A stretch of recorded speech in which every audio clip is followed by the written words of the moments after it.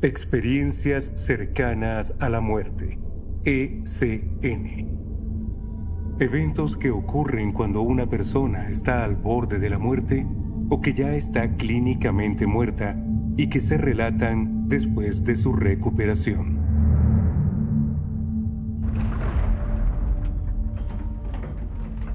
Era el 18 de julio de 1969. Era temprano en la mañana, alrededor de las 5:30 AM. Era un hermoso día para volar. No había demasiado viento. ¿Qué otra cosa podíamos pedir? Encendimos los motores. Teníamos los tanques llenos. Todo estaba bien. Así que comenzamos el despegue. Y luego, efectivamente, la aeronave comenzó a ascender. Chuck recogió el tren de aterrizaje. Estábamos acelerando y subiendo por encima de la pista, y creo que estábamos a unos 30 metros sobre el suelo, cuando empecé a notar que algo andaba mal. Tenías un motor a altas revoluciones y el otro a bajas revoluciones. Eso solo ocurre cuando hay una falla del motor. Así que entonces me sujeté de los asientos y me aferré a ellos. Miré hacia afuera y vi un montón de césped verde. Parecía un parque de la ciudad. Y pensé, bueno, en el peor de los casos, siempre nos han entrenado para aterrizar en un parque. Pero lo siguiente que noté fue que árboles altos golpeaban nuestro parabrisas. Chuck tomó los controles y los giró completamente a la izquierda, todo lo posible. Y luego los tira hacia atrás contra su pecho.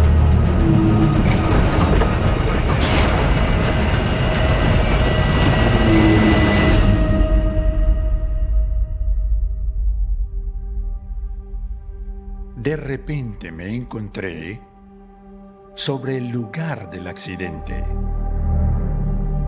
pero sin saber qué estaba viendo ni por qué. No sentía dolor, tampoco tenía miedo ni incomodidad, simplemente estaba sobre el lugar del accidente.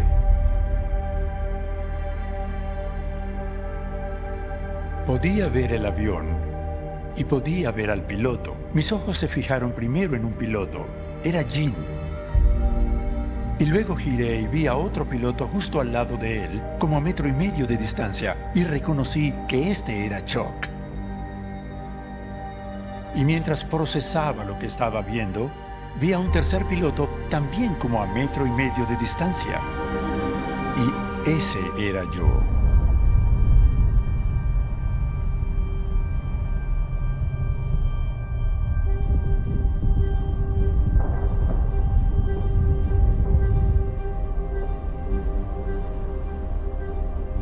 Imagina que lo que vivimos aquí en esta tierra, en realidad se está viviendo en una pintura plana, en blanco y negro, en una pared.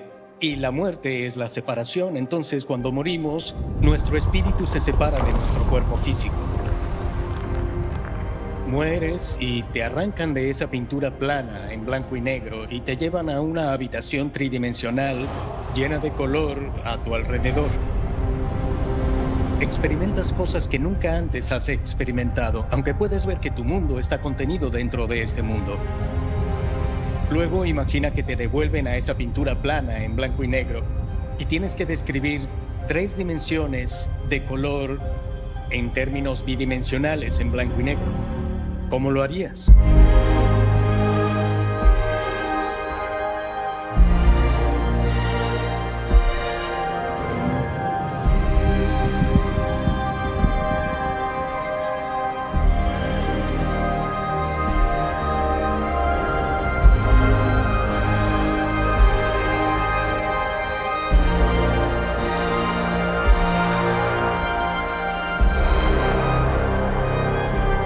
Después de la muerte.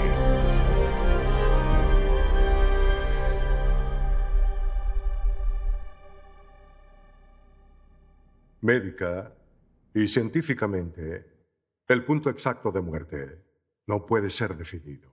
Lo que sabemos es que realmente existe un proceso de muerte, durante el cual ocurre la experiencia cercana a la muerte. El 75% de las personas en ese primer estudio han tenido un paro cardíaco documentado. Parte de la experiencia es que dicen que flotaron fuera de su cuerpo y podían ver lo que estaba sucediendo durante la reanimación. Creí que yo mismo, como cardiólogo, podía analizar eso. Y ahí es cuando todo se volvió oscuro. Al principio sentí como si me desmayara. Y después fue como si se cerrara el telón o se encendiera una luz o algo así. En algún punto me vi a mí mismo todavía en el suelo y pude reconocerme allí. Estaba como en posición fetal. Y cuando viste tu cuerpo, lograste mirarlo de cerca. ¿Pudiste ver tu rostro?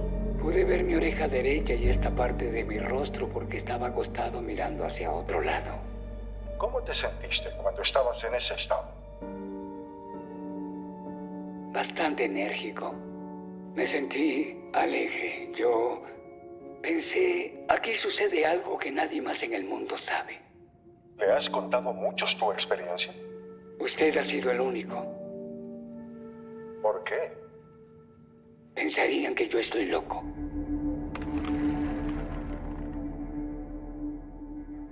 Es lo que conocemos como estar clínicamente muerto, a veces durante unos minutos, a veces 30 minutos, a veces horas.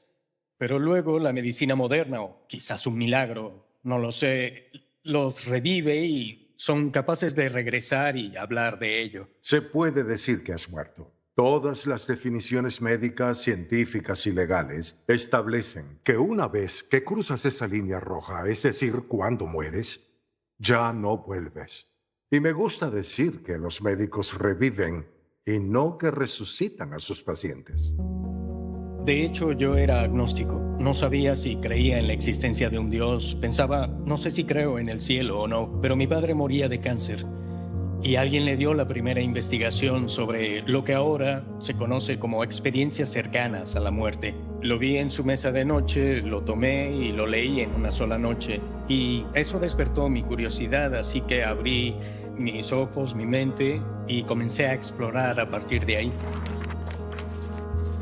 Me pareció fascinante, de alguna manera, el desarrollo de cómo este fenómeno de las experiencias cercanas a la muerte comenzó a cobrar relevancia en Estados Unidos. El doctor George Ritchie fue realmente el primero en hablar en público sobre este tema. De hecho, él estaba en el campamento Barclay, preparándose para ir a luchar en la Segunda Guerra Mundial. ¿Qué sucedió durante esos 9 minutos? ¿Qué viste? ¿Qué pasó? Conocí a Cristo porque me dijeron que me pusiera de pie porque estaba en presencia del Hijo de Dios. Él entró en mi habitación y me guió a través de 4 reinos distintos después de la muerte. La vida realmente es eterna, no morimos. De acuerdo. La muerte no es más que un portal por el cual pasamos. El doctor Moody asistió a una conferencia suya en la Universidad de Virginia, donde él era profesor visitante, y lo escuchó hablar sobre esta experiencia. En 1969 me convertí en profesor de filosofía en la Universidad de Carolina del Este y enseñando sobre Platón comencé a escuchar estas experiencias de mis estudiantes y también de otros profesores. Me involucré en este campo a regañadientes. Estaba en la Universidad de Florida en Waynesville con Sarah Krisinger, que era trabajadora social psiquiátrica en el hospital donde trabajaba. Me dijo que leyó el libro de Raymond Moody, Vida después de la vida, un poco después de iniciarse su publicación. Lo leyó, me lo entregó y me preguntó qué pensaba de él. Él es el doctor Raymond Moody, destacado psiquiatra, conferencista e investigador, pero quizás es mejor conocido como autor del innovador estudio sobre las experiencias cercanas a la muerte. El exitoso libro, Vida después de la vida, ha vendido más de 15 millones de copias y ha sido traducido a más de 14 idiomas. Nos dicen primero que nada que parecen abandonar sus cuerpos físicos para elevarse por encima de la escena de la reanimación y observar los eventos que ocurren debajo. Nos dicen que atraviesan un pasaje estrecho o un túnel hacia una luz increíblemente brillante, cálida y amorosa. Tonterías. Nunca antes escuché sobre estas experiencias. Fui al hospital y le pregunté a algunos de los médicos mayores, ¿alguna vez un paciente ha dicho esto? No.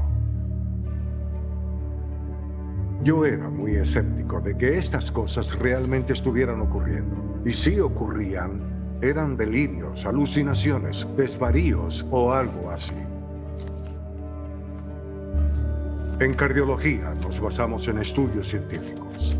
Así que le pregunté a personas que habían sido reanimadas y el tercer paciente dijo que tuvo una experiencia similar a lo que Moody describió en su libro. Entonces, Sarah y yo dijimos, bueno, tal vez deberíamos investigar esto más a fondo. Diseñamos un protocolo científico para entrevistar a estas personas. Grabamos las entrevistas en audio. Consideramos datos como antecedentes, demografía, etc. Y eso duró 5 años. Primero que nada, obtenía permiso para grabar y luego decía, bien, adelante. Cuéntame, ¿qué sucedió? 2 o 3 personas me levantaron y me pusieron en una camilla. Era de metal con 4 patas. Cuando me arrojaron por primera vez sobre la mesa, el médico me golpeó. Y me refiero a que realmente me golpeó fuerte. Me introdujeron un tubo de plástico, como los que se usan en una lata de aceite. Me lo introdujeron en la boca. Y entonces noté otra mesa con una especie de recipiente con un montón de cosas. Luego lo supe más tarde que era la máquina con la que me golpeaban. La acercaban sobre mi pecho. La estaban usando conmigo, eso era. Cuando estabas arriba y mirabas hacia abajo, ¿veías detalles de tu cuerpo? Sí, pude ver muchos detalles, como manchas de sangre en la pared. La pared estaba salpicada y luego la limpiaron. Me decían, nunca se lo he contado a nadie, doctor, y creo que soy el único al que le ha sucedido. Y las experiencias cercanas a la muerte en ese momento, hace unos 45 años, no eran muy conocidas. Entonces, ellos sentían que era una especie de experiencia única y desconfiaban de que yo les hiciera preguntas, lo cual para mí le daba cierta credibilidad a lo que me contaban. Muchos de ellos dijeron, por ejemplo, que habían intentado contárselo a su médico o a un ministro y que los habían ignorado. Y en esos primeros años, las personas con las que hablé estaban muy contentas de que finalmente alguien las escuchara.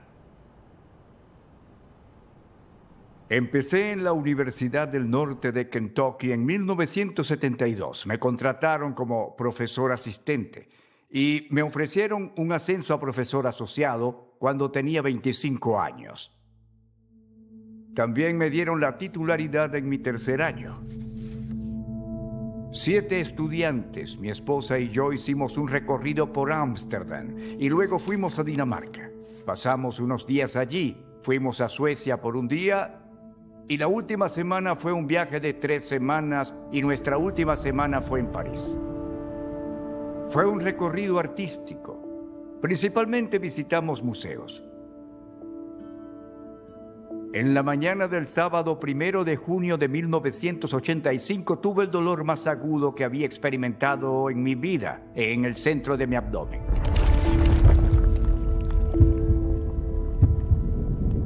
Fue aterrador porque llegó de la nada y nunca antes había experimentado un dolor tan agudo. Era como el tipo de dolor que te hace explotar la cabeza. Un médico llegó, me levantó del suelo con mucha dificultad porque no podía moverme. Él sabía lo que yo tenía y me dijo que era una perforación del duodeno, lo que significa que tenía un agujero en mi estómago. Lo que estaba sucediendo era que el ácido clorhídrico y las enzimas y las bacterias de mi estómago estaban filtrándose y migrando hacia mi cavidad abdominal. O dicho de otra manera, me estaba digiriendo a mí mismo por dentro. Sin exagerar, lo que sentía era como fuego. Mi esposa iba en la parte trasera de la ambulancia. Viajábamos a 120 kilómetros por hora. Básicamente confirmaron que si no me operaban en 1 hora, moriría. Así que me enviaron al hospital quirúrgico. Era fin de semana, no había médico disponible, no había cirujano en el hospital al que me enviaron. Así que me pusieron en una habitación. Supliqué, grité, vociferé. Mi esposa también suplicó y gritó. ¿Podría verlo alguien, por favor? Dijeron, lo lamento, solo hay un médico que podría hacer algo. ¿Puede hablar con alguien que pueda ayudarnos? Tiene que haber alguien. ¿Cómo puede ser que no haya nadie aquí?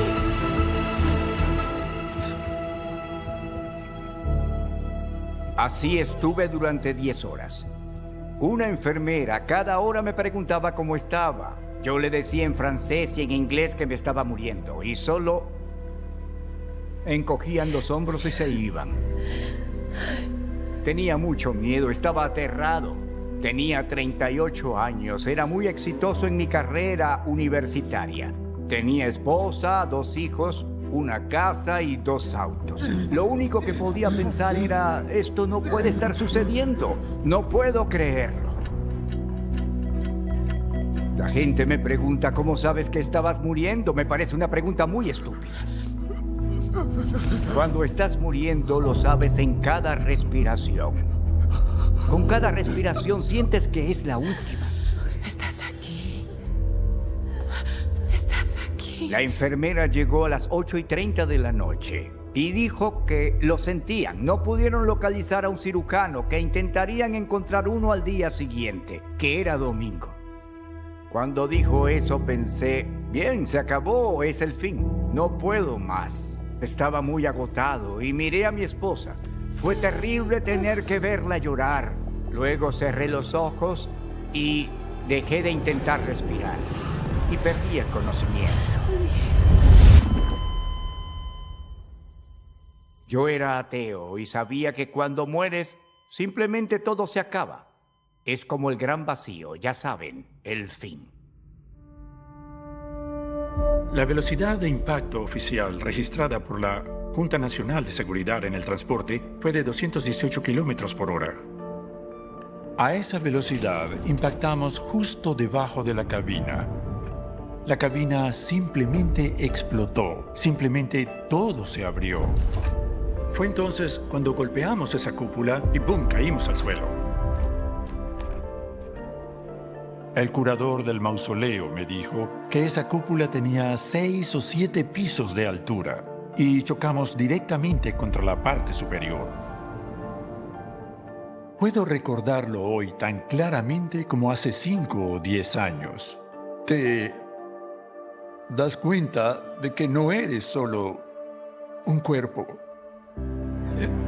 Creo que eso es lo que le sucede a todos cuando mueren. Desperté de la inconsciencia, de pie junto a la cama, sintiéndome mejor que nunca en mi vida. Mi visión se había incrementado enormemente. En lugar de ver 106 grados, podía ver casi 360 grados. Mi profundidad de campo era total. Cuando miraba algo de cerca, todo lo lejano estaba enfocado. Y siendo artista visual, eso significaba mucho. Dije, vaya, nunca había podido ver así. Luego me di cuenta de que podía oír, oler, saborear, tocar todo. Podía percibir los matices en el frío suelo del linóleo. Podía oír el zumbido de las luces fluorescentes en el techo, muy fuerte. Todos mis sentidos estaban aumentados. Miré hacia abajo y me di cuenta de que ahí estaba mi cuerpo, pero yo estaba aquí arriba. No podía estar muerto porque nunca me había sentido más vivo. No solo estaba vivo, sino que era libre. Y no podía entender qué sucedía. Pero entonces me di cuenta, soy un espíritu. Tengo un alma y solía habitar ese cuerpo. Estaba presionado contra el panel de instrumentos y no me movía. Pasaron 16 minutos antes de que llegaran los bomberos. Los paramédicos llegaron justo después. A Chuck y a mí nos metieron en la misma ambulancia. Y tengo recuerdos muy claros de que veía a mi cuerpo y a Chuck y los perseguía mientras la ambulancia recorría las calles. No tengo idea de cómo explicar muchas de las cosas de las que hablo, pero realmente pude perseguir esa ambulancia sin ningún... ¿Que cómo lo hice? No lo sé.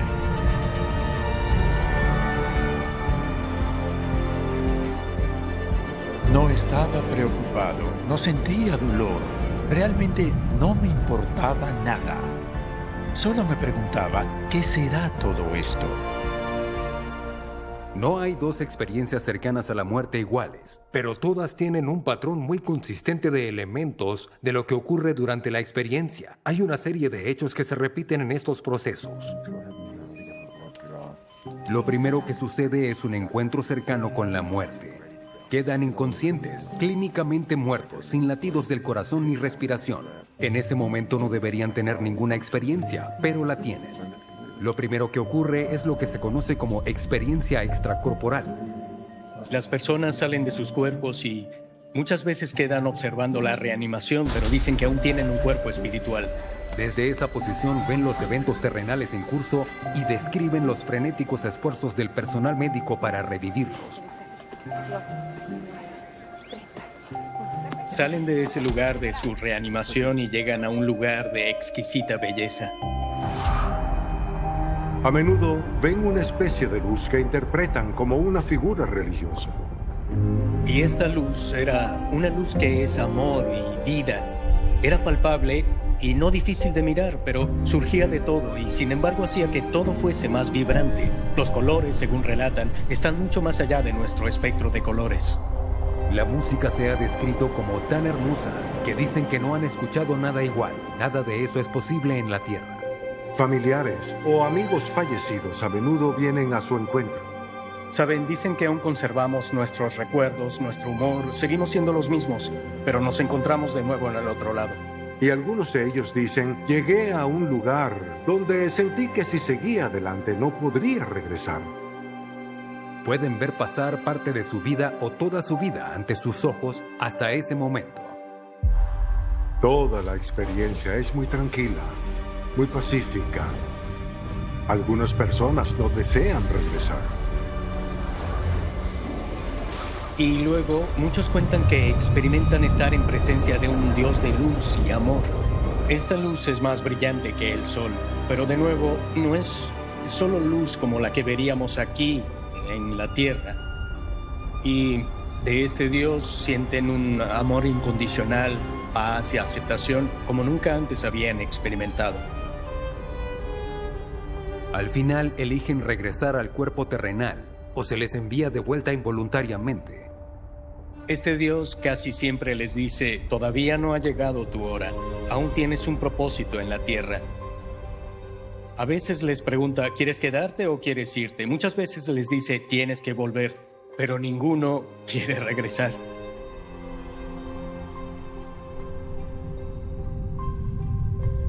No todos experimentan todas las mismas similitudes, algunos muchas, algunos experimentan 3, 4 o 5, algunos 10, 20, algunos casi todas.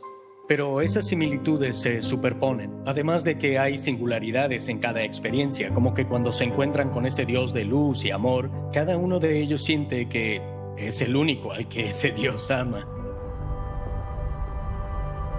Y sin embargo, todos se sienten así.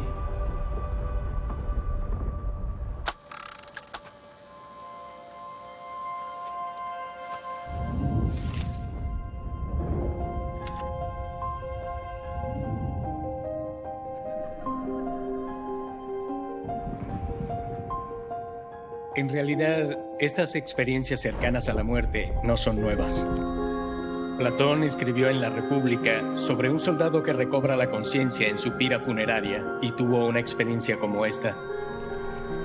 Pablo, en el Nuevo Testamento, quien escribió gran parte del Nuevo Testamento, creo que en el capítulo 14 de Los Hechos, es apedreado hasta la muerte en Listra y dado por muerto. Y luego se levanta y habla sobre cómo tuvo una experiencia de ir al cielo. Se presume que estas experiencias eran muy raras en el mundo antiguo.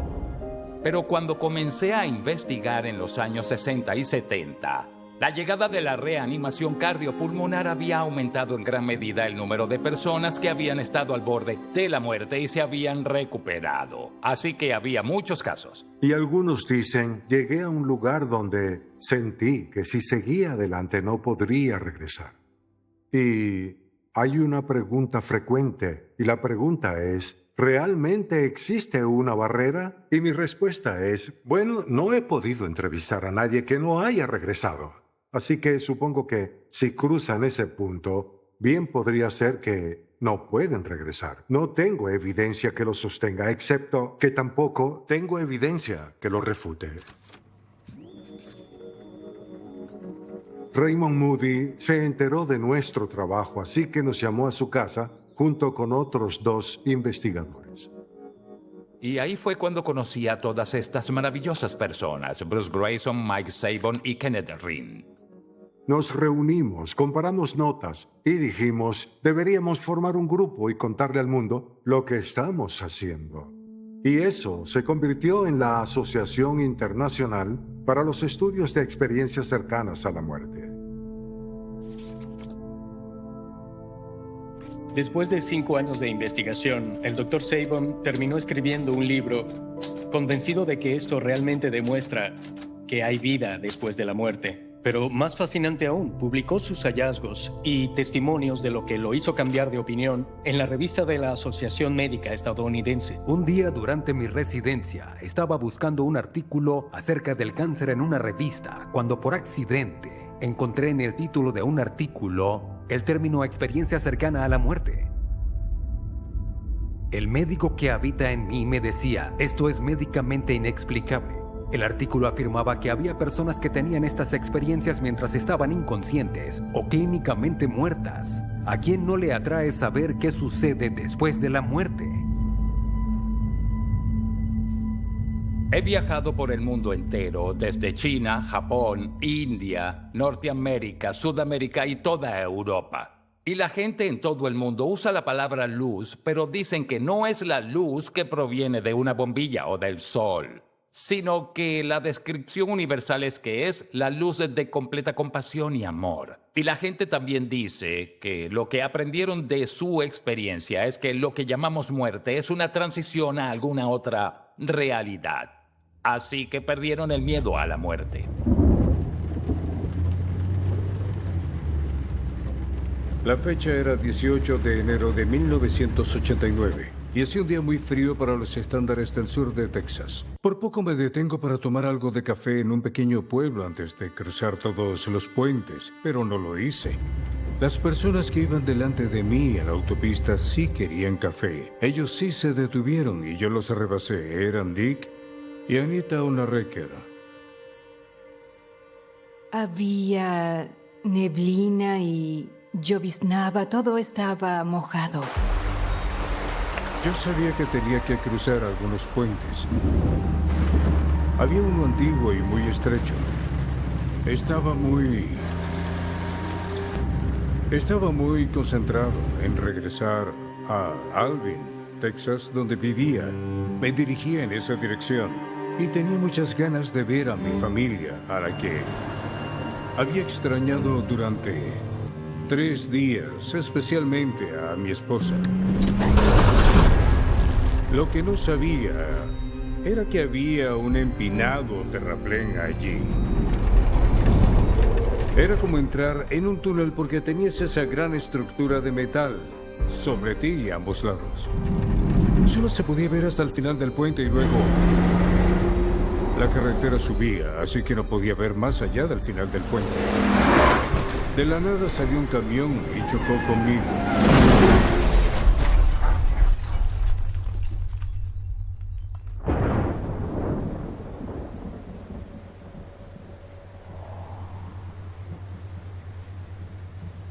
Cuando nos acercamos al puente, lo primero que vi a la derecha fue ese gran camión de 18 ruedas. Y luego lo siguiente a la izquierda, creo, fue un auto gris. Solo había un hombre mayor en él.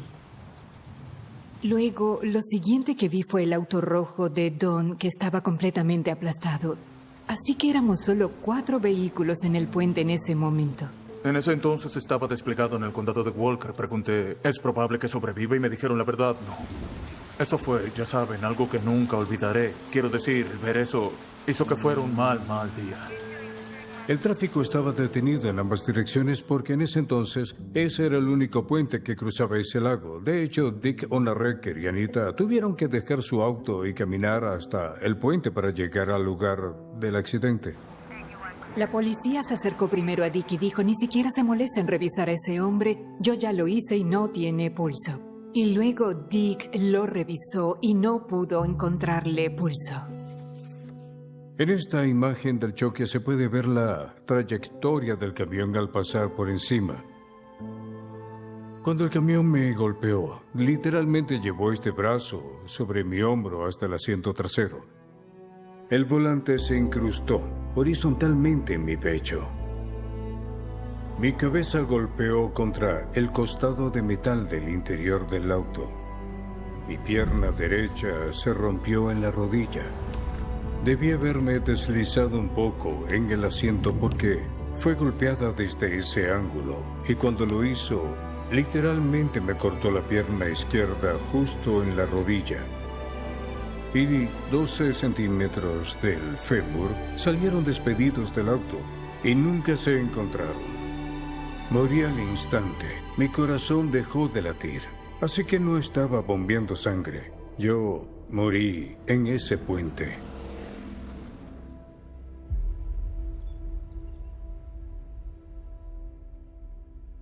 Soy cirujana ortopédica especializada en columna vertebral. Y sé que los médicos pasamos toda nuestra carrera evadiendo la muerte. Creemos que si somos inteligentes, si estamos bien entrenados y si hacemos un buen trabajo, podremos controlar los resultados, controlar las variables y engañar a la muerte. Mi esposo y yo éramos ávidos kayakistas. El kayak es desafiante y emocionante. Comenzamos a descender por el río. Pasamos por las primeras caídas. Era un río de mucho caudal, una corriente alta, fuerte. Otra persona aparentemente se tambaleó y terminó de costado en la entrada del canal. Así que mi única opción fue desviarme y pasar por encima de la parte principal de la cascada. Y la parte delantera de mi bote quedó atrapada. Y el bote y yo quedamos completamente sumergidos bajo 2 o 3 metros de agua.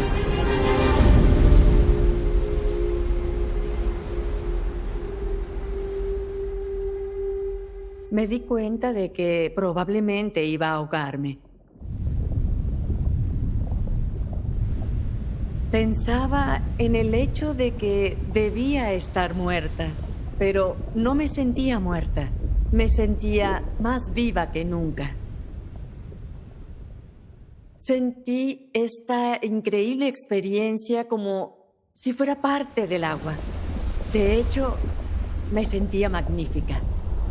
Sabía que Cristo me sostenía, así como sé claramente cualquier otra cosa. Sé que parece una locura, pero es algo que está más allá del entendimiento. Subimos una escala famosa mundialmente, tal vez unos 150 metros o más. Mientras el tren comenzaba a moverse, solo pensé, es todo, voy a morir.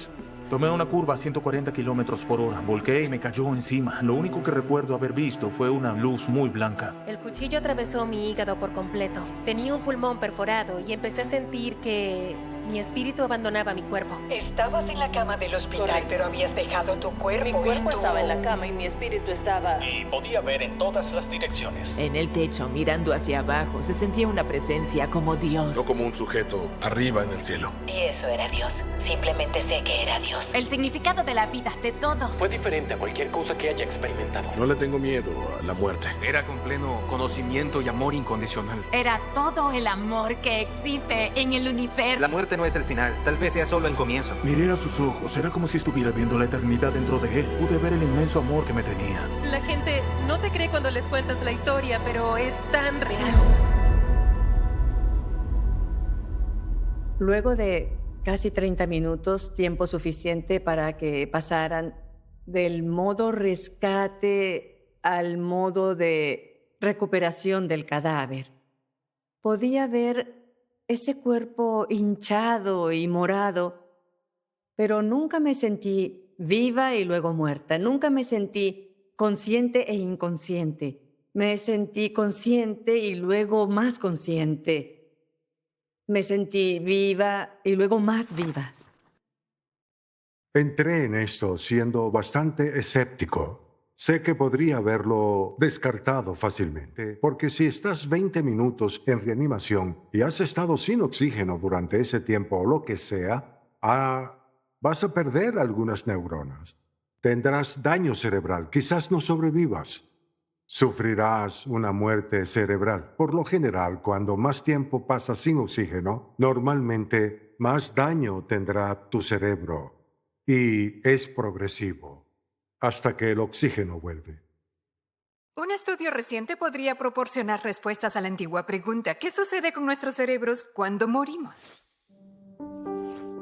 El cerebro siempre ha sido el órgano más fascinante e interesante para mí porque sigue estando completamente inexplorado.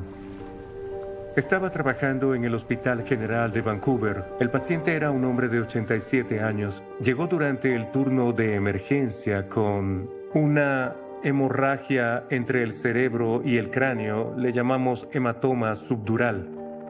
Y decidimos operar. Destapamos el cráneo, quitamos la hemorragia y después de la cirugía estuvo bastante bien, unos 3 días, y luego comenzó a tener convulsiones. Así que le hicimos un electroencefalograma para ver de dónde venían las convulsiones y cómo tratarlas. Mientras lo teníamos conectado, tuvo un ataque al corazón y murió. Así que nos quedó la inédita grabación del cerebro humano que pasó de la vida a la muerte. Es la primera grabación de un cerebro humano agonizante, una que ocurrió completamente por casualidad. Hemos escuchado antes de personas que han tenido experiencias cercanas a la muerte que describen que los momentos importantes de su vida pasaban frente a sus ojos. ¿Es de eso de lo que estamos hablando? ¿Es de lo que esto se trata? A partir de este caso, todo nos indica que las cosas que describen consistentemente las personas que tienen una experiencia cercana a la muerte son ciertas. Estos individuos han mostrado estas ondas cerebrales que son exactamente las mismas que medimos cuando registramos la actividad de este paciente 30 segundos antes de que el corazón deje de latir y 30 segundos después de que el corazón deje de latir, lo cual nos pareció bastante sorprendente. Después de buscar y buscar hasta el momento en que escribimos y entregamos el manuscrito, no encontramos a nadie que tuviera grabaciones completas del cerebro humano agonizante.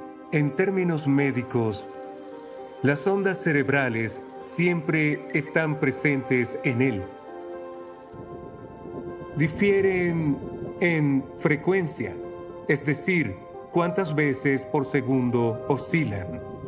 Las ondas de alta frecuencia se llaman ondas gamma. Luego las más bajas las llamamos beta, theta, alfa y delta. Esas son de oscilaciones más lentas y frecuentes. Encontramos un mayor entrelazamiento de estas bandas oscilatorias entre sí. Observamos cómo, por ejemplo, las ondas theta que se asocian con el recuerdo y la memoria se acoplan con las ondas gamma. y encontramos un mayor acoplamiento de ambas después de que el corazón dejara de latir. El cerebro es una máquina de predicción diseñada para la supervivencia. Así que cuando vemos algo, generamos una señal e interpretamos la respuesta. Hay todo tipo de respuestas que el cerebro genera. La única que podemos medir en este momento es el movimiento. No podemos medir lo que llamamos pensar. ¿Podrían medirse las emociones? ¿Los sentimientos? No sé qué responder. Hasta ahora no podemos medir estas cosas. Sabemos que el cerebro de alguna manera hace estas cosas, pero quizá nunca sepamos qué sucede exactamente. Y tal vez eso tampoco sea lo más importante. Si la ciencia puede contribuir, incluso con un porcentaje mínimo, y deslumbrar un poco sobre la naturaleza del cerebro humano agonizante, si pudiera ir a mis pacientes y decirles que tal vez su ser querido está reviviendo algunos de los mejores recuerdos de su vida, de alguna manera facilitaría las cosas. Así sabrán que no están sufriendo. Eso creo ayudaría mucho a los pacientes en ese momento tan difícil.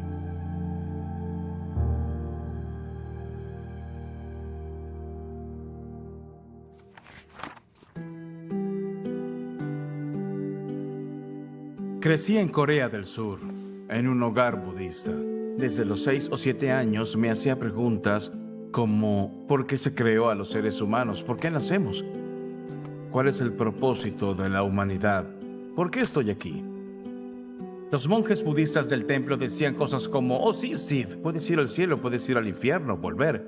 Puedes reencarnarte en un animal o en una especie diferente. Me enseñaban qué era lo correcto e incorrecto y trataban de que me ganara la salvación. Mi madre era enfermera, fue reclutada por un hospital para veteranos en Boston. Y preparó el camino para que fuéramos allá, así que mi hermano menor y yo llegamos a la primaria. A medida que crecía en la escuela secundaria e incluso en el primer año de universidad, recuerdo sentirme confundido y al mirarme en el espejo preguntarme ¿por qué soy el único? ¿Por qué tengo que ser yo el coreano? Fue una gran lucha que me llevó a ser un poco rebelde. Me uní a una banda de garaje e intenté... Creo que me esforcé un poco más que los demás para encajar. Y recuerdo sentirme un poco vacío, confundido y con un sentimiento de vacío desde la secundaria. Recuerdo que en el verano del 98 nos drogábamos por la mañana, por la tarde, por la noche, todo el verano. No estaba sobrio ni por una hora. Y mi mamá y mi hermano estaban preocupados. Llamé al templo budista buscando ayuda sin encontrarla. Así que me di cuenta de que era algo que estaba más allá de mi poder para salvarme a mí mismo. Cuando se habla de demonios o espíritus malignos, se suele pensar en alguien que viene con una trinche y cuernos. Pero lo que vi fue a un anciano asiático y me habló tal como les hablo a ustedes. Y me dijo, oye Steve, sé que pasas por un momento difícil, pero si te quitas la vida, puedo reducirte 50,000 años de infierno. Y pensé, ¡qué buena oferta! Entonces fui a la cocina, tomé el cuchillo más grande que encontré. Me arrodillé, tomé el cuchillo y me corté el cuello aquí, lo cual, ya saben, es realmente doloroso. Mi mamá presenció lo ocurrido y decide llamar a emergencias. Llegó la policía y el espíritu del anciano seguía hablándome. Me dice, tienes que darte prisa o no podrás hacerlo. Ve por el estómago. Así que me apuñalé el estómago, lo cual, en realidad, las cicatrices bajan hasta aquí. Perdí muchísima sangre. Los policías vinieron y me golpearon con un bastón. Solté el cuchillo y recuerdo perder el conocimiento. Toda la sala estaba cubierta de sangre. Mi madre lloraba, lo recuerdo. Me pusieron en una camilla porque estaba muy herido. Perdía sangre muy rápido y el conocimiento me iba y venía. El espíritu del anciano se fue y luego solo quedó lo desconocido. Recuerdo salir, ver mi cuerpo y luego ver la sala de emergencias. Recuerdo caer por la oscuridad, incluso ver rocas y piedras a mi alrededor mientras iba cayendo. Sentía como si estuviera cayendo en un elevador y no sé cómo, pero sabía que iba a un lugar diferente, pero era real, más real que cualquier cosa en la tierra. Todavía estaba consciente, pero ahora como que había un conjunto diferente de reglas, una conciencia diferente. Y me despedía de la tierra, sabía que lo estaba haciendo. Y estaba yendo al otro lugar de eternidad.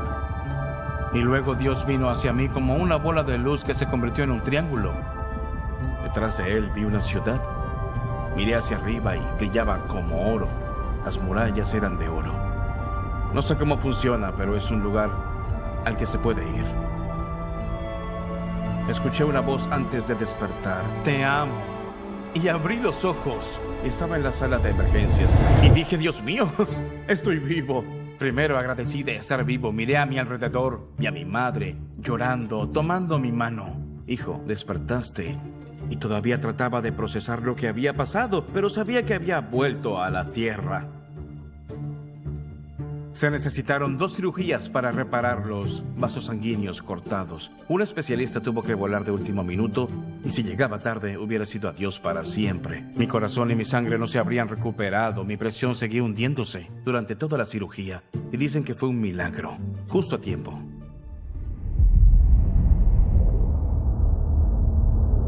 De una cosa estoy seguro. Solo se vive y se muere una vez. Y después viene el juicio.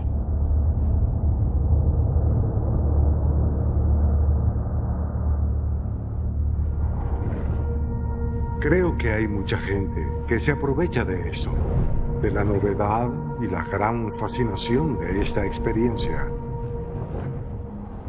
Todos vamos a morir y queremos saber qué va a pasar una vez que eso suceda. Así que esto nos concierne a todos y es de gran importancia, pero igual puede ser mal utilizado. Algunos de estos casos pasan a través de varias personas antes de ser publicados y reciben mucha atención porque son fantásticos. Pero lo que he intentado hacer es eliminar parte de la subjetividad de todas estas experiencias y así presentar datos que han sido recopilados científicamente. No hay forma de verificar la parte trascendental de la experiencia. La persona siente que va a un entorno sobrenatural en lugar de estar en ese momento en la habitación con ellos. Lo que realmente me convenció y lo que convenció a muchos médicos escépticos, oncólogos, cardiólogos, es que cuando las personas salen inicialmente de su cuerpo, dicen que muchas veces todavía estaban en la habitación donde los estaban reanimando o atendiendo, muchas veces cerca del techo, mirando hacia abajo, observando. Sentían una paz increíble, aunque muchas veces hubiera caos en la habitación donde estaban trabajando en su cuerpo. Cuando regresaban, podían dar pruebas corroborables de que realmente veían lo que estaba sucediendo en la habitación, aunque estuvieran inconscientes en el momento en que los atendían. Y ellos no deberían haber podido ver esto. Autoscopia significa autovisualización. Se visualizan a sí mismos desde el techo, acostados en la cama, sin vida o siendo reanimados. Esa es la parte verificable de una experiencia cercana a la muerte, donde se puede volver atrás y corroborar lo que dijeron que vieron con lo que realmente ocurrió. Y eso es lo que yo quería. Eso fue lo principal que me enganchó en este medio. Presté muy poca atención al túnel, la luz, los familiares y amigos fallecidos, las figuras religiosas. Para mí, como cardiólogo, científico y como médico, quería alguna verificación, algunos registros médicos, hablar con personas que habían estado allí y habían visto lo que había sucedido en la habitación.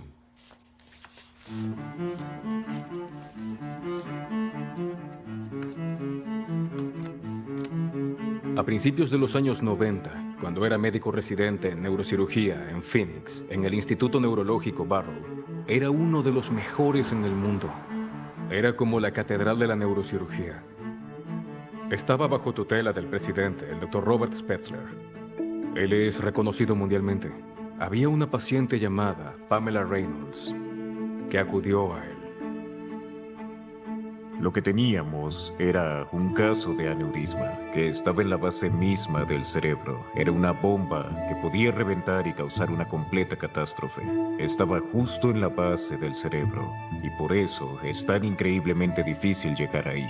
La ubicación anatómica de la arteria basal es territorio desconocido para los neurocirujanos. La sometimos a una operación, un procedimiento bastante inusual, conocido como animación suspendida. Entré varias veces en el quirófano porque era un caso de animación suspendida y esos son fascinantes. Si quisieras hacer un experimento de laboratorio, esta sería la forma perfecta. La ingresaron al quirófano e inmediatamente la sometieron a anestesia general. Los procedimientos de animación suspendida requieren de equipos de profesionales médicos y quirúrgicos, todo diseñado para 1. Reducir al mínimo la temperatura corporal del paciente. 2. Drenar toda la sangre de su cuerpo. 3. Mantenerlos en un estado de animación suspendida, con la función cerebral apagada. Y detener por completo el corazón. Le pusieron unos dispositivos en sus oídos que emitían clics de 95 a 100 decibeles.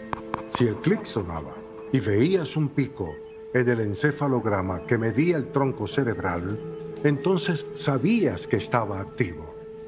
El corazón ya no late y el cerebro ya no sigue funcionando.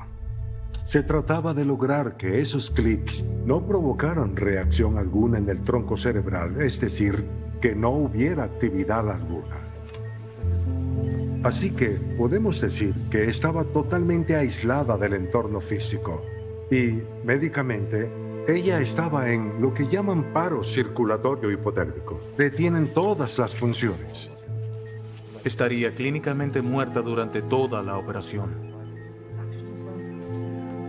Ella tuvo una experiencia en 3 partes. La primera fue la parte autoscópica cuando Spetzler comenzó a operar el cerebro.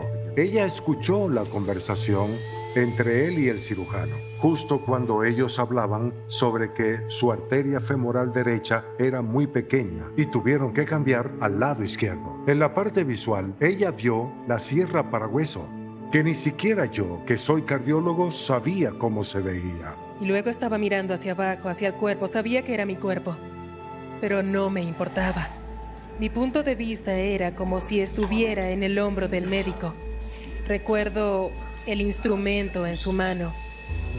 Parecía el mango de mi cepillo de dientes eléctrico. Y luego ella dijo que había una bandeja de instrumentos a la derecha del doctor, que parecía el juego de llaves mecánicas que solía tener su padre.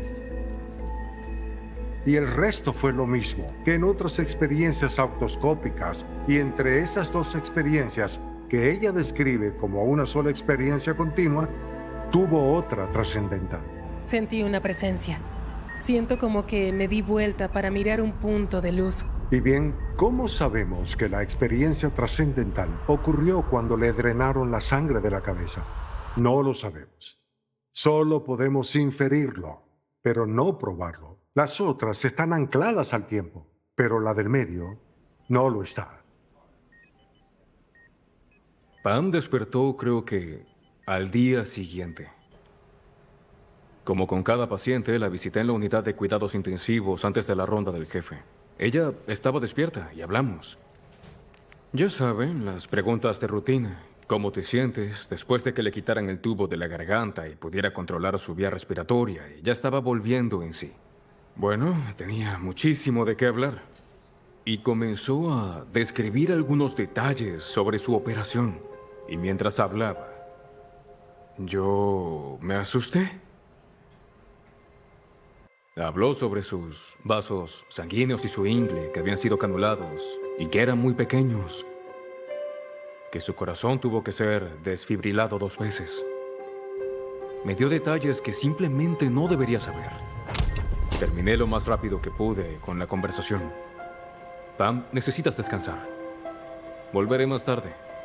Fui con mi jefe y le dije al doctor Spetzler, tiene que hablar con Pam Reynolds. Me dijo cosas que simplemente no debería saber. Algo pasa aquí. Funcionalmente hablando, Pam estaba muerta. Por lo general, cuando las personas están saliendo de un sueño por la mañana, sienten que están volviendo a la realidad. Pero las personas que tienen una experiencia cercana a la muerte dicen que cuando entran en esa experiencia, es esta vida la que se vuelve onírica. Las personas sienten que cuando desde el punto de vista del mundo están muriendo, en realidad están despertando a una realidad en la que este estado de existencia en el que estamos ahora parece un sueño o como si estuviéramos dormidos.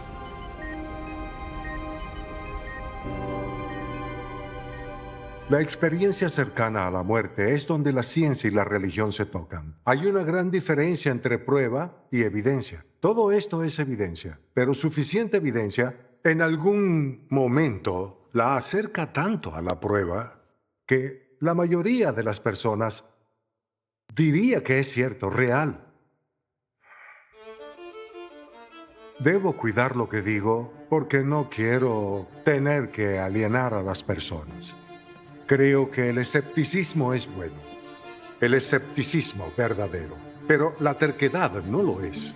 En otras palabras, si tienes una posición ideológica con respecto a algo y luchas con uñas y dientes para apoyarlo o al menos defenderlo, y no miras al otro lado, eso no es ser objetivo.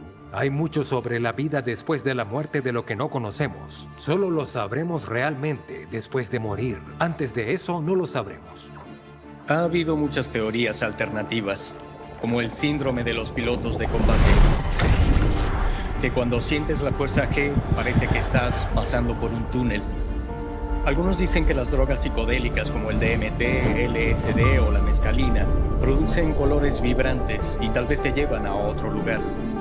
Cualquiera de ellas, ketamina o LSD, son sustancias que generalmente producen efectos alucinógenos. De hecho, muchas personas que consumen estas sustancias ilícitas tienen una experiencia muy diferente a la típica experiencia cercana a la muerte. El problema es que todas esas cosas podrían describir solo un aspecto. Se trata de personas, y estamos hablando de miles y miles de personas en todo el mundo. Viejos, jóvenes, personas con vista, personas ciegas, y todas dicen lo mismo, que en el otro lado las personas ciegas pueden ver, tienen que adaptarse a ello, describen cosas que ven, pero ven las mismas cosas. Y hubo un estudio realizado con 23 personas invidentes, 14 de ellas ciegas de nacimiento, 2 de las cuales mencionaron y describieron una luz que sale de todo. Está la experiencia cercana a la muerte de Marta. Era una niña de 5 años totalmente ciega. Marta cayó en un lago y se ahogó, y su conciencia se elevó por encima de su cuerpo. Describió vívidamente detalles de las plumas de los pájaros, de sus ojos, de las líneas telefónicas, y me sorprende cómo una persona totalmente ciega puede sentir fascinación por cosas mundanas que tú y yo no consideraríamos tan emocionantes. Ver esto por primera vez mientras se está inconsciente y bajo la superficie experimentando esto es sorprendente. Entonces, ¿cómo se puede tener una experiencia lúcida que ocurre tanto para personas que han consumido drogas alucinógenas posiblemente y otras en el hospital bajo anestesia, pero que dicen las mismas cosas que aquellos que no han tenido anestesia? Y las mismas cosas que dicen niños pequeños, personas de diferentes antecedentes religiosos y culturales.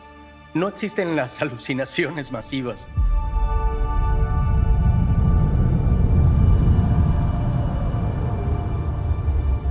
Justo cuando el camión me golpeó, vi las puertas del cielo.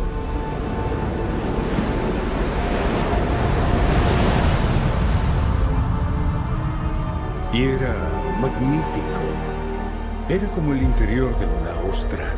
Era aperlado y deslumbrante, casi como si estuviera vivo. Solo se veía así debido a la luz que se reflejaba en la puerta.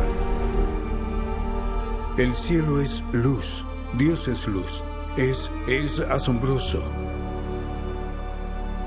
Una de las cosas más difíciles de hablar sobre el cielo es que tienes que hacerlo con palabras terrenales y no hay palabras terrenales que le hagan justicia.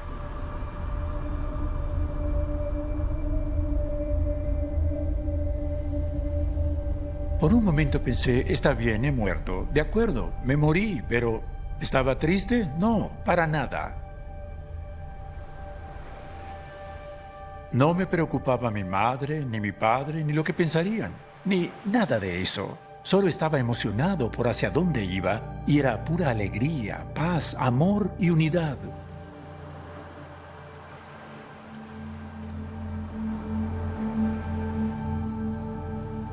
Me rodearon personas que amé en vida. Al primero que vi fue a mi abuelo. Nosotros éramos muy cercanos. Lo vi por última vez en su ataúd y no se veía nada bien. Y estando frente a las puertas del cielo, allí estaba él recibiéndome. Y se veía muy bien. Extendió sus manos hacia mí y habló un idioma que no conocía, pero logré entender y dijo: bienvenido a casa, Tony.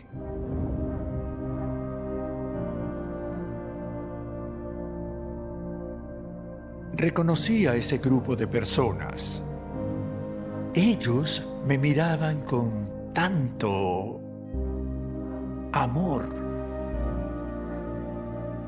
Todos parecían estar en la plenitud de su vida. Y estas personas me saludaban y estaban encantados de que yo estuviera allí.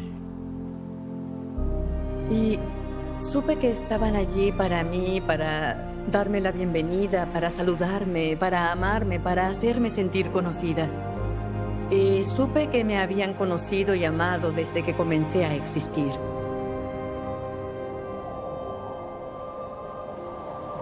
La música era sublime. Miles de canciones sonando al mismo tiempo sin caos. Todo tipo de música, instrumental, coros. Era algo sorprendente, simplemente te invade. Es decir, la música te impregna.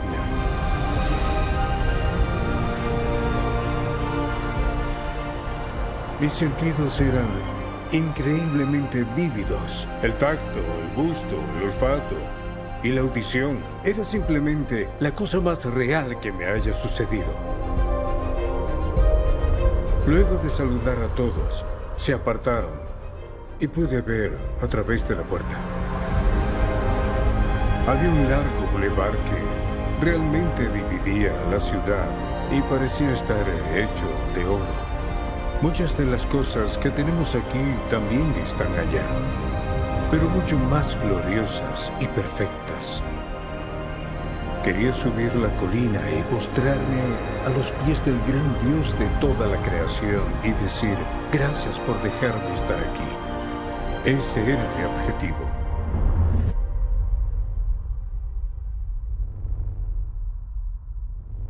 Pero no todas las experiencias cercanas a la muerte son buenas.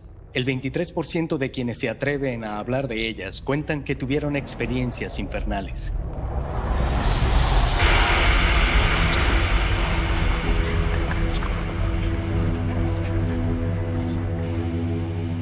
En ese entonces me sentía realmente vacío. Para ese punto parecía que lo mejor que podía hacer era simplemente morir. Si moría, todo acabaría. Entonces, todo el dolor, el sufrimiento, la depresión, la oscuridad, todo eso se detendría. Bueno, si consumo suficiente cocaína, tal vez mi corazón dejará de latir, porque siento que se me sale del pecho.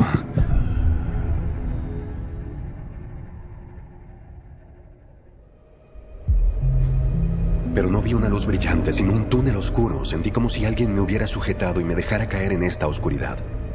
Y comencé a caer por ese túnel que parecía ser infinito. Era como un abismo sin fondo. No sé cómo, pero ya no estaba drogado. Todos mis sentidos estaban al máximo.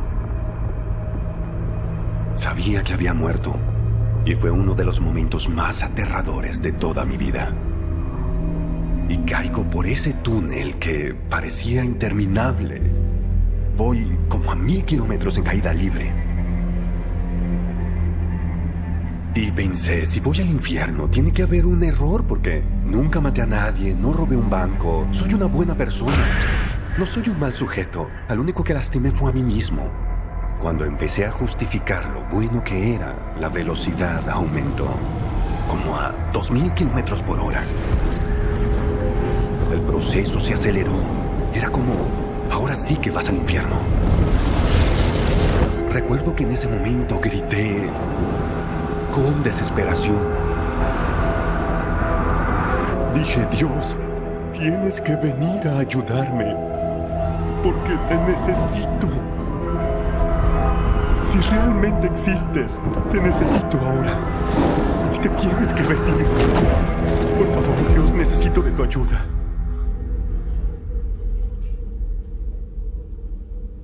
En la cama donde estuve había un cuerpo. Cuando miré el rostro, se parecía increíblemente a mí.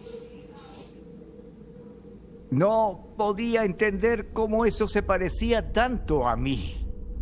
Yo estaba parado allí, vivo, mirando ese cuerpo inerte. Lo otro que me molestaba era que mi esposa no me respondía.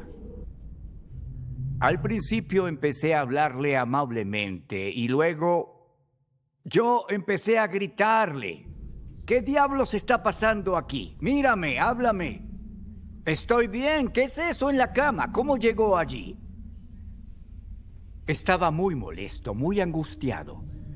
Y luego escuché gente afuera, en el pasillo, fuera de la habitación, que estaba bien iluminada. Pero el pasillo estaba grisáceo y oscuro.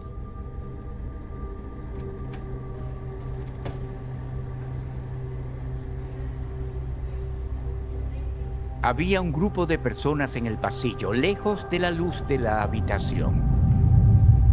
Les dije, estoy enfermo, necesito un médico. Y me respondieron, lo sabemos. Sabemos todo sobre ti. Es hora de que vengas con nosotros. Pensé que eran personal del hospital para llevarme con un médico. Cuando salí de la habitación y entré al pasillo, no puedo explicar cómo lo supe, pero no podía volver a entrar en la habitación. La puerta no se cerró, pero sabía que era imposible para mí volver a la luz de la habitación. Dudé un poco y las personas dijeron, deprisa, vámonos, ya no podemos esperar. Hemos estado aquí mucho tiempo esperándote. Date prisa. Entonces cedí y me fui con ellos de inmediato. Me rodearon y me llevaron hacia esa penumbra.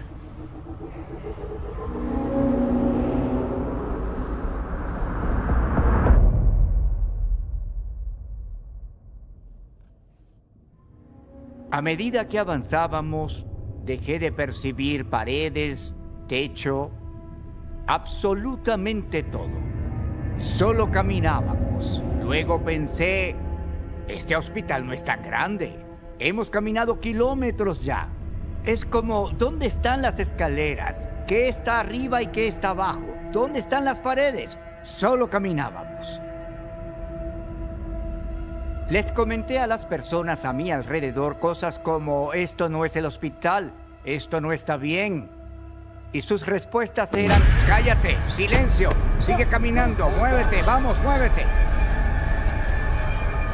Decían, pronto lo descubrirás, ya verás. Pronto llegaremos. Había mucha gente alrededor, cientos de personas, no lo sé. Eran muy vulgares, amenazantes y aterradoras.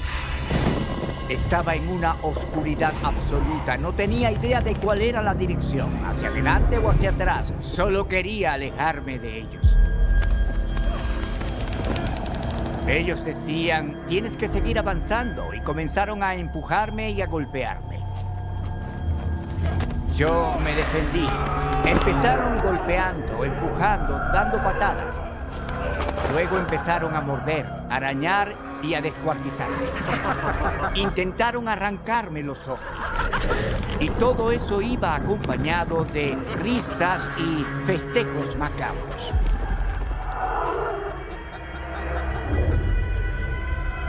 Pensé en mi vida y todo parecía carecer de sentido.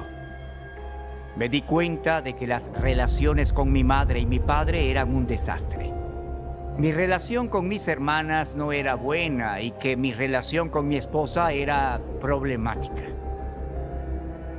No me sentía orgulloso, ni satisfecho de mi relación con mis 2 hijos. Me hundí en un abismo de desesperación y desesperanza que no puedo describir ahora. Mi mente me ofreció un recuerdo de cuando era niño y asistía a una escuela dominical y cantaba «Jesús me ama». Cuando era niño y tenía miedo, como cuando tenía pesadillas o lo que fuera, le rezaba a él, y él ahuyentaba a los leones, tigres y osos. Cuando era niño, era como casi siempre lo imaginaba, como un superhéroe. Jesús era como un superhéroe, era así. Para mí era un héroe. Así que, en mi completa desesperación, lo llamé. Apareció una pequeña estrella en el cielo y rápidamente se hizo más grande y más brillante. Empecé a moverme sin rumbo, sin control. Ya no quería tener que ver con eso. Empecé a salir de la habitación. Luego me di cuenta de que había dejado el hospital y ahora viajaba casi como un cohete, saliendo de la atmósfera como en el espacio profundo. Eso era alucinante. Me di cuenta de que ya no estábamos en el suelo, nos estábamos moviendo hacia arriba, derecho hacia arriba. Entonces tenía mi cara enterrada en su pecho, estaba aferrándome a él. No quería soltarme, si lo hacía, él me soltaba, volvería a caer en ese lugar horrible. Y había un rayo de luz que iluminaba el camino hacia donde iba. Toda mi vida pasó frente a mí, y en el cielo, miles de pequeñas luces aparecieron. No eran planetas ni tampoco estrellas. Eran seres que iban hacia la Tierra. Al principio pensé que donde íbamos era una galaxia, un mundo lleno de luz. La luz que estaba mirando provenía de nada menos que del mismísimo Dios. Dentro de la luz había vida. Dentro de esa luz había amor. Pero mi cuerpo todavía seguía en la tierra. Allá estaban mi cerebro y mis ojos. Podía percibir y comprender todas estas cosas. Cuando abandonas esta tierra y entras en la eternidad, todo es cristalino.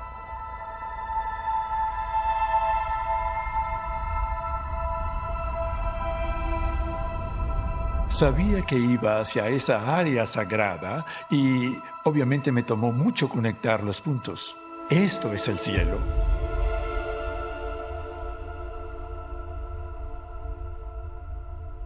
Él me habló por primera vez, con su voz.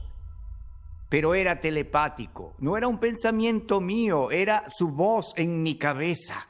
Y luego dijo, hay algunas personas que quiero que conozcas. Han registrado tu vida y quieren mostrártela. Y me mostraron mi vida en orden cronológico. Lo que vi, resumiéndolo, fue una infancia feliz que pasaba a la adolescencia, pero todo se volvía amargo, especialmente mi relación con mi padre.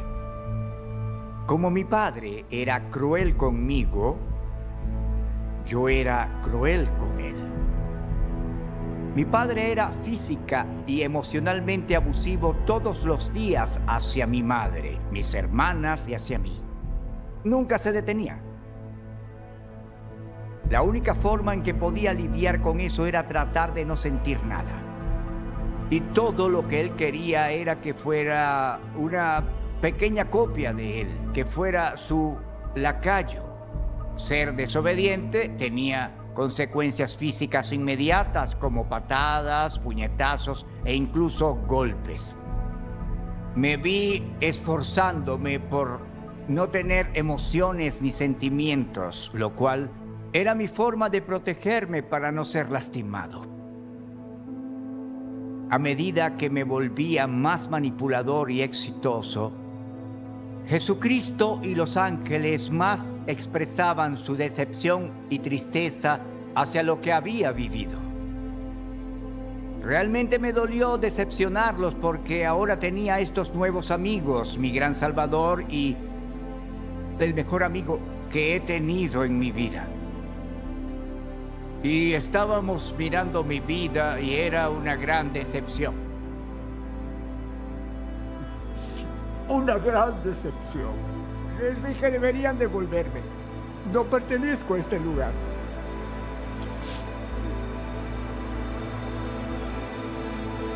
Cometieron un error y dijeron, no cometemos errores aquí, perteneces a este lugar.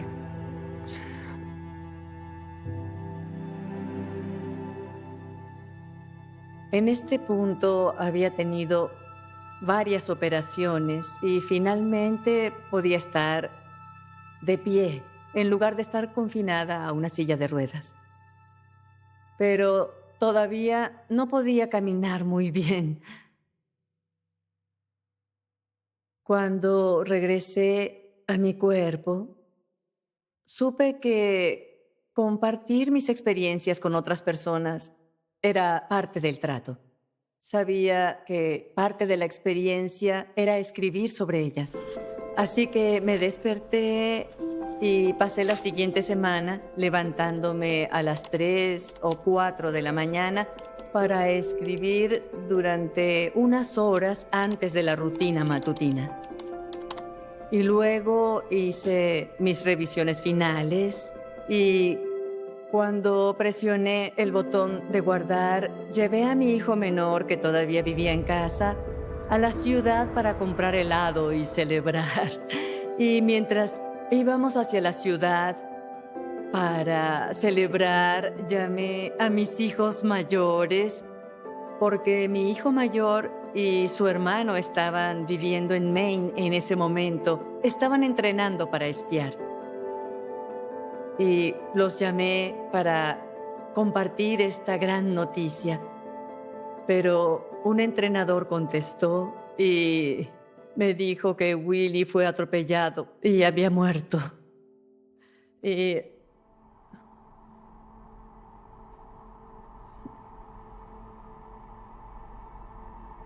yo...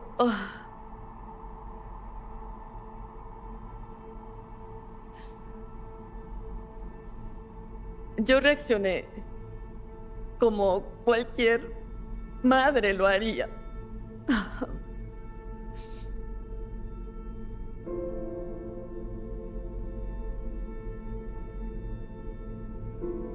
La profundidad de mi conocimiento espiritual no me protege del dolor que siento, no me protege del duelo, ni de ninguna de esas cosas. El dolor tan grande de perder a un hijo es... No creo que haya ninguna experiencia humana que pueda igualarlo. Estaba devastada.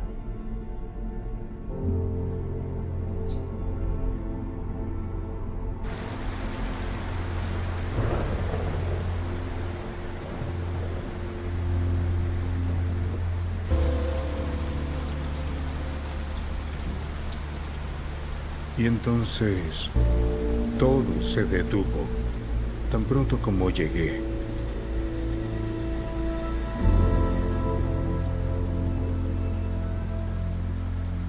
Ese accidente ocurrió a las 11:45 de la mañana. Llegué al Hospital Memorial Hermann cerca de las 6:15 de la tarde. Mientras tanto, alguien buscó a mi esposa. La llevaron a la oficina y le contaron todo. Caminé por el pasillo, entré a la oficina y entonces la subdirectora salió de su escritorio y me abrazó y me dijo, Don tuvo un accidente. Y eso es todo lo que sabemos. Me llevaron al quirófano esa noche y estuve en cirugía durante 12 horas. Al día siguiente fue cuando me di cuenta que estaba en la sala de recuperación. La sala de emergencias llamó y la enfermera dijo, él no puede sostener el teléfono, pero lo pondré junto a su oído para que te pueda escuchar. Y comencé con las preguntas. ¿Estás bien? ¿Qué pasó? Necesito ir allá, solo, ya saben, divagando. Y todo lo que escuchaba que él decía era solo quiero volver a casa. Solo quiero volver a casa. Más adelante fue que entendí que hablaba de su hogar celestial. Si hubiera tenido elección, no habría regresado. He tenido 30 maravillosos años aquí, pero preferiría estar allá. Sé lo que me está esperando, y siempre es mejor allá de lo que jamás será aquí. Así que no quería regresar, pero no tenía opción. Cayó en una depresión profunda. Yo entraba y él simplemente se quedaba allí acostado. No me hablaba, no me reconocía. Yo llevaba exámenes para calificar, me sentaba en la esquina, los calificaba y me quedaba allí hasta casi las 11 todas las noches. Luego le daba las buenas noches y me iba. Y eso me dolía porque pensaba, estás vivo. ¿No nos amas lo suficiente como para alegrarte de estar de regreso con nosotros? Y para mí, eso fue lo más difícil de sobrellevar. La depresión fue más difícil de sobrellevar que las heridas físicas, que eran graves. Y recuerdo una noche, pensé, ¿sabes qué? Hoy me iré temprano a casa. Me daré una ducha caliente, me meteré a la cama y dormiré profundamente. Entonces recogí todas mis cosas y simplemente dije, bueno, supongo que nos vemos mañana.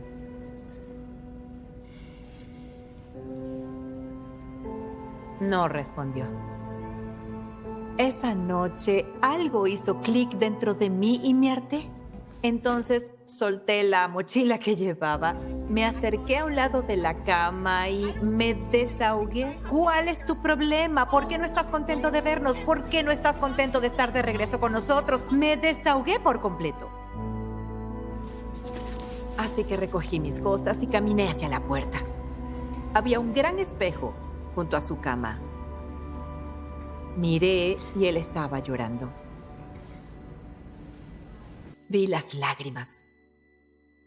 Así que volví hacia él, esquivé los aparatos. Estaba conectado a muchos objetos metálicos. Los aparté como pude y solo lo abracé. Y le dije, todo va a estar bien. Y en ese momento comprendí que tenía que aceptar que él estaba pasando por cosas que yo no entendía.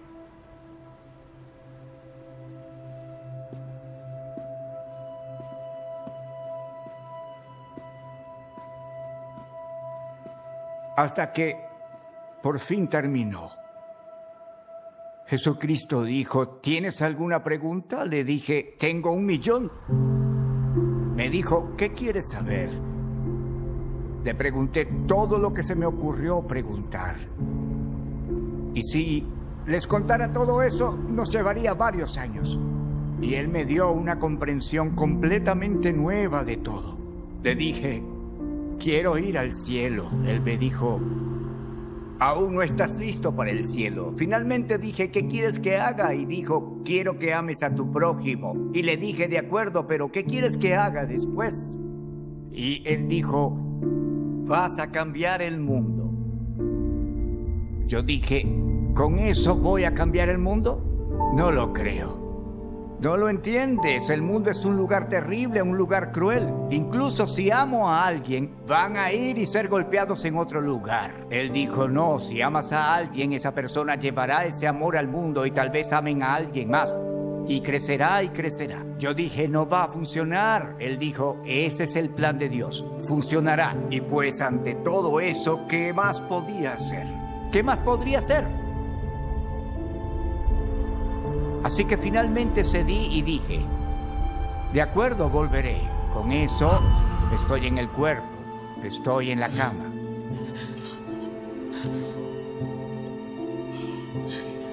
La enfermera que había estado en la habitación entra y dice, ha llegado un médico al hospital y vamos a prepararte para la cirugía. Cuando desperté supe que lo que me había sucedido era lo más importante en mi vida. Porque ahora mi vida tenía un verdadero significado y propósito. Quedé muy débil. Venía de una cirugía de muchas horas. Pasé la mayor parte de la mañana tratando de pensar en cómo le iba a contar a mi esposa lo que había sucedido. Le dije, todo se resume en amor. Ella dijo, te amo. Y yo dije, sé que me amas, pero todo eso se reduce en amor. Ella dijo, ¿de qué estás hablando? Y yo dije, es un océano de amor. Y tienes que sumergirte en ese océano y formar parte de él. Y ella me dijo, cariño, intenta descansar.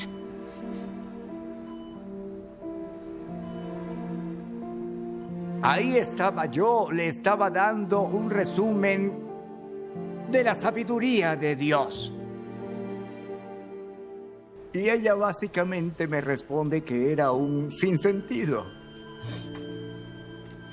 A partir de ese día intenté contarles a las personas acerca de Dios, el cielo y el infierno. Lo que había experimentado. Y nadie, absolutamente nadie, me tomó en serio. Me vieron como un fanático. Me vieron como un completo fanático. Y eso no fue bueno para mi relación con mis hijos, porque cuando más ellos no respetaban lo que les decía, y cuanto más me decían que estaba loco, chiflado y cosas así, más se alejaban completamente de la Biblia, de Dios y de mí. Fue contraproducente. Fue un desastre.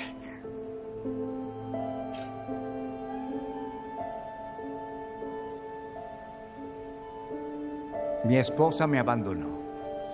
Puso a los niños en mi contra. Todos me repudiaron. Mis hijos no quieren tener nada que ver conmigo. Creen que soy un loco fanático. Pero todo se va a resolver.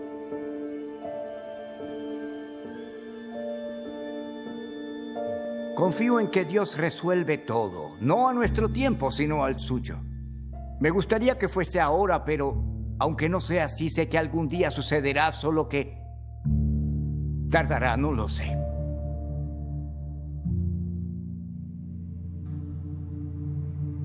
Un par de años después, cuando descubrí lo de la experiencia en el cielo, la gente me preguntaba, ¿no estás enojada de que no te lo haya contado? La verdad, no, me sentí aliviada, porque ahora entiendo. Es decir, si has estado en el cielo, ¿por qué querrías volver a un dolor como en el que él estaba? Diariamente estaba con todos estos dispositivos conectados a mí y sin poder moverme en absoluto. No podía hacer nada por mí mismo. Un hombre de 38 y luego 39 años completamente inútil.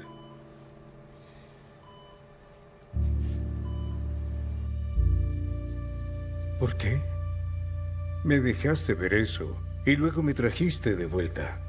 ¿Qué está sucediendo aquí? ¿De qué se trata todo esto?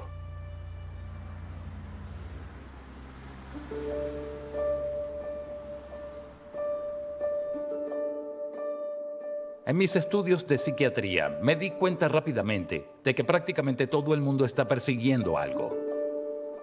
Algunos persiguen la fama, el dinero o el poder. Pero lo que me di cuenta al hablar con personas que habían tenido experiencias cercanas a la muerte es que lo que sea que persiguieran antes, esta experiencia les convenció de que lo que realmente importa en la vida es aprender a amar. Y sin importar el sitio, todos regresan con la misma idea, que Dios es amor y que cómo tratamos y amamos a los demás es lo que más le importa. Hay personas que tienen estas experiencias y regresan con sus vidas con un cambio radical. Cuando regresé, iba a hacer las paces con mi padre. Pude perdonar a mi padre porque entendí que él también estaba roto debido a su infancia problemática. Todo lo que mi padre quería era ser amado, pero no sabía cómo hacerlo de manera apropiada, así que intentó ser amado de manera inapropiada. con obediencia y disciplina. Mis hermanas estaban enojadas conmigo porque todas me dijeron varias veces: papá y tú se odiaban y ahora son mejores amigos. ¿Por qué? Y yo les decía: porque Él es mi Padre. La gracia se transmite de unos a otros una y otra vez. Es muy poderosa. Es tan poderosa, cambia la vida de las personas para bien.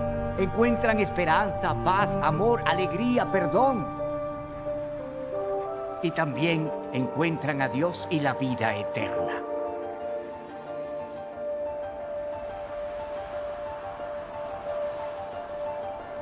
Cuando se me mostró el efecto en cadena de mis propias palabras y acciones, pude verlo a 20, 25, 35 veces distanciado de mí.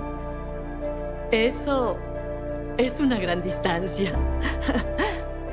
Entendí todos los dolores, tristezas y sueños, todo lo que me había llevado a ese punto en el que pude haber lastimado a alguien más. También entendí por completo el trasfondo o la historia de vida de las otras personas involucradas y todo lo que los había llevado a ese momento en el tiempo en el que me lastimaron o a alguien a quien yo amaba. Lo que cada uno de nosotros dice, hace y las elecciones que tomamos importan. De verdad lo hacen.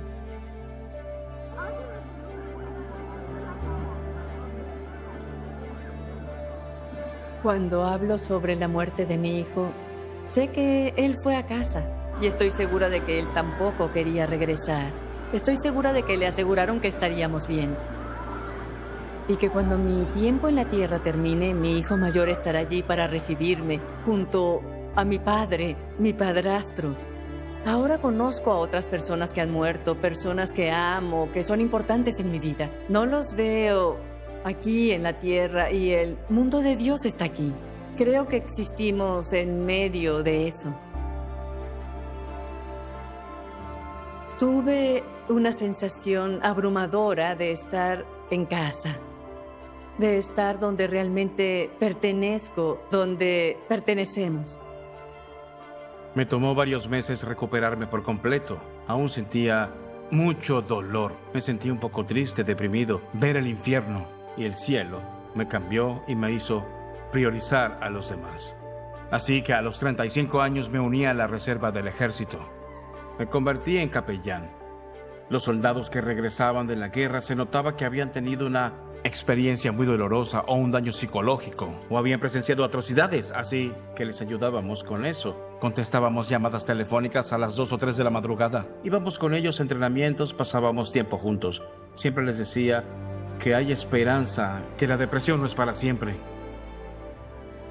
Creo que en todo el mundo hay muchas experiencias cercanas a la muerte, única y de diferentes culturas y trasfondos, sean estadounidenses o no, de todo tipo de religiones, porque la muerte es tan real como la vida. Y creo que Dios es misericordioso sin importar la religión que se tenga. Permite pasar por eso, para que podamos buscarlo en el proceso. No sé por qué algunos sobreviven y otros no.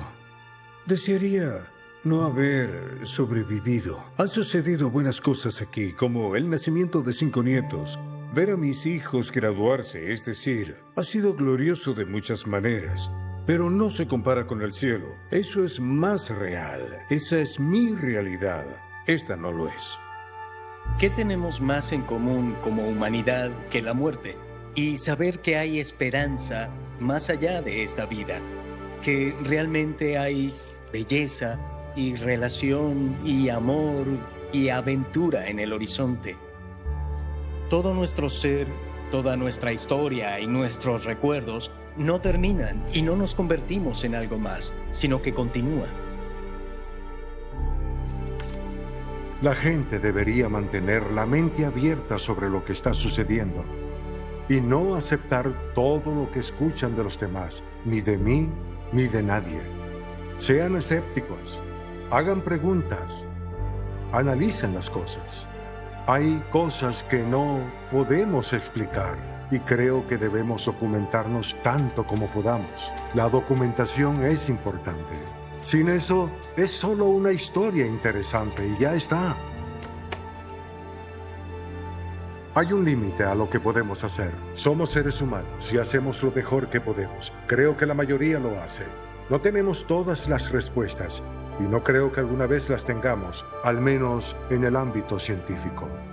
¿Qué es el alma humana? Los humanos tenemos alma. ¿Sigue viviendo después de la muerte? No creo que la ciencia tenga la respuesta a esto. Solo creo que estas experiencias cercanas a la muerte sugieren que eso es posible.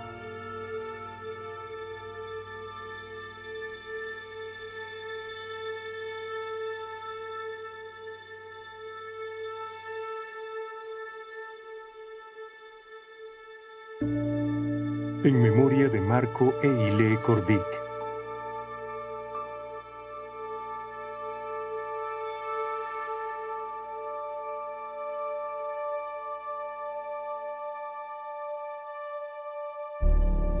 Después de la muerte.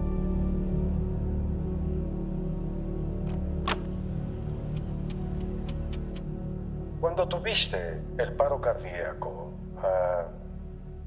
¿no crees que solo alucinabas? No, señor. Le aseguro que no. Es real. He vivido con ello durante bastante tiempo, 3 años, y no se lo he contado a nadie porque no quiero que me pongan una camisa de fuerza. Pero usted parece alguien muy razonable. Eso fue muy real.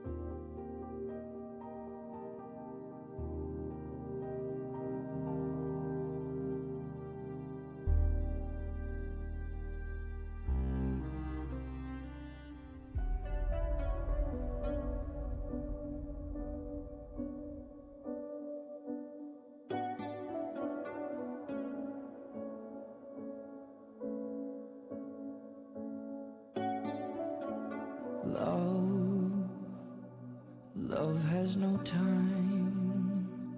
You're out of your body and out of your mind. Float into the sky. A sweet hello. Faith in goodbye. All of the colors, all of the sounds, stunningly bright and beautifully loud. I see it all of my doubts fall. Everything's clear now when we're together. I won't let you down, bleeding my heart out. Don't disappear now. There's more hope than ever now. I know what love means, so I surrender, follow your lead. I know it's hard to believe, it's bigger than you, much bigger than me. All of the colors, all of the sounds, stunningly bright, beautifully loud. I see it all of my doubts fall. Everything's clear now.